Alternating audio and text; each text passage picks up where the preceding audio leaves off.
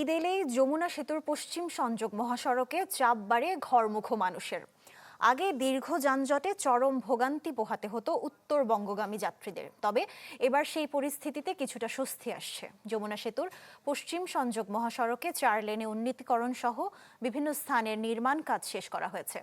ঈদযাত্রা নির্বিঘ্ন করতে এরই মধ্যে খুলে দেওয়া হয়েছে ঢাকা বগুড়া মহাসড়কের হাটিকুমরুল ইন্টারচেঞ্জের 2টি লেন।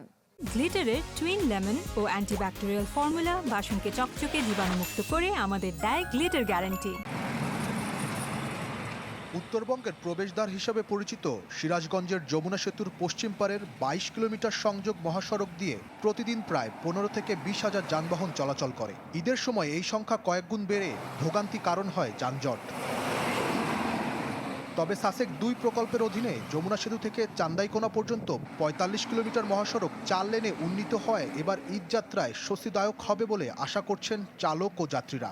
চলমান কাজ দ্রুত শেষ করারও দাবি তাদের। রাস্তা লেন ভাগ হওয়ার কারণে আর আগের মতন যানজট লাগে না ইনশাল্লাহ, আর মানুষ ইনশাল্লাহ নির্বিঘ্নে ঘরে ফিরতে পারতেছে। 2-3 বছর আগে ঈদের সময় যানজট লেগে থাকতো, তো এখন আর ওই রকম যানজট নাই। সিঙ্গেল লেন ছিল তখন অনেক যানজট ছিল, ঈদের সময় যাত্রীর ভোগান্তি, আমাদের ভোগান্তি।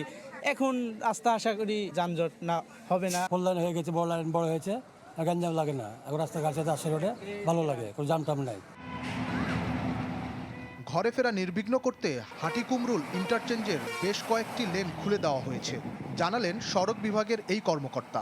এই ইন্টারচেঞ্জের যে চারপাশের যে সার্ভিস লেন, এটি 6টি সার্ভিস লেন নির্মিত হয়েছে। আশা করা যায় এবারের ঈদ সংখ্যামুক্ত হবে, ট্রাফিক জ্যাম থাকবে না এবং উত্তরের বাসীরা খুব সুন্দরভাবে বাড়ি যেতে পারবে। যাত্রীদের নিরাপত্তায় এরই মধ্যে পুলিশের পক্ষ থেকে নেওয়া হয়েছে নানা উদ্যোগ। ট্রাফিকে ফোর্স বৃদ্ধি করে দিয়েছি, সড়ক শৃঙ্খলা এবং সড়ক নিরাপত্তার ক্ষেত্রে 2 ধরনের কার্যক্রম আমরা হাতে নিয়েছি। যেসব জায়গায় ফোর্সের উপস্থিতি আবশ্যক সেই সব জায়গায় ফোর্স দিয়ে, এবং যদি কোনো ভৌগোলিকভাবে কোনো ব্যতিক্রমধর্মী কোনো কিছু করে সেটাকে নিয়ন্ত্রণ করা যায় সেটিও আমরা করছি। মহাসড়কে জেলা পুলিশের পাশাপাশি দায়িত্ব পালন করবে হাইওয়ে পুলিশও। Desk report, channel 24।